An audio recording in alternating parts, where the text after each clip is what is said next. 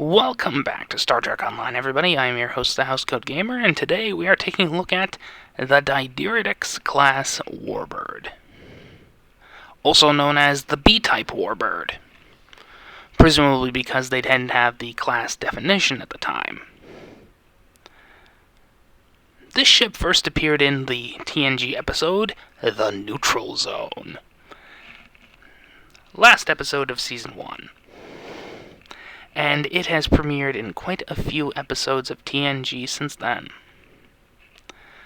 TNG, DS9, even a couple of episodes of Voyager.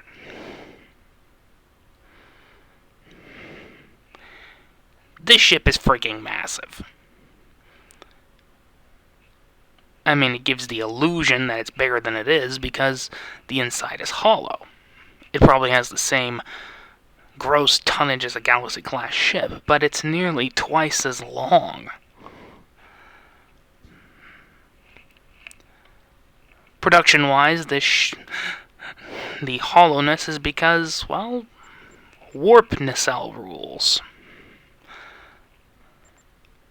The nacelles have to see each other.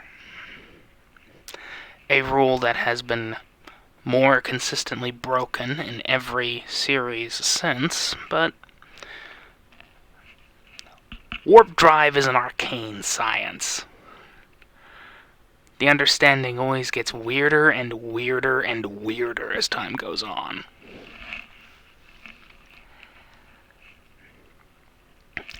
This thing is essentially the galaxy of the Romulan fleet. A lot more numerous, too. Apparently the Romulans built a lot of these things very quickly. Anyway.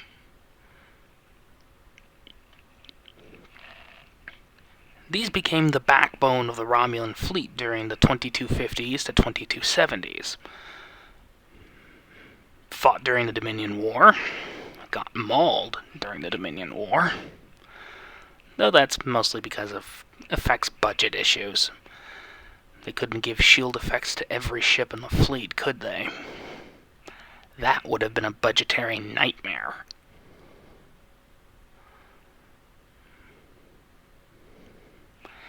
Anyway. It has a number of variants. The standard Tier 4 and Tier 5, which is the Dideridex. The very compressed Diatro? Duritro?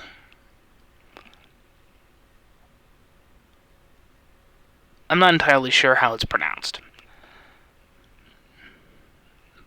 I like this one because it's more compressed, more refined, and those two winglets kind of remind me of the Galaxy X with its whole pew-pew. They just look like big disruptor beam arrays. Heavy disruptor beam cannons. You don't want to be on the other end of those. But yeah, this comes from the Legacy of Romulus pack at Tier 4.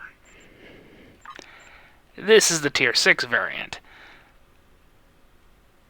And I'm going to be perfectly honest here, I don't like it. Yes, I know it's an extension of the alt skin, but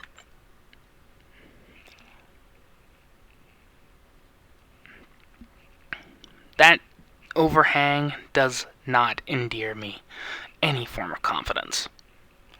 I know it's space, gravity is not a thing, but I would feel more secure if there was a big strut there, holding the head securely. Also, more access routes.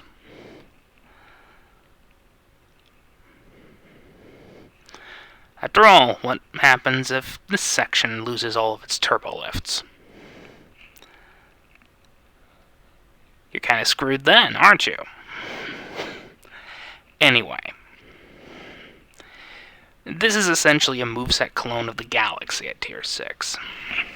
Which is kind of why I've only been showing these things as, well, skins rather than outside. The only difference between this and the Galaxy is singularity powers. Oh, and the cloaking device, but it's Romulan. Every Romulan ship has a cloaking device. Sorry to disappoint. Oh, after Sela loses her ship, she has to use a Diridex. But I suppose if you've actually watched some of my mission vids involving that nonsense, you may be familiar with that. It's a ship worth getting, and I really hope it gets a legendary version soon. Housecoat Gaming, signing off.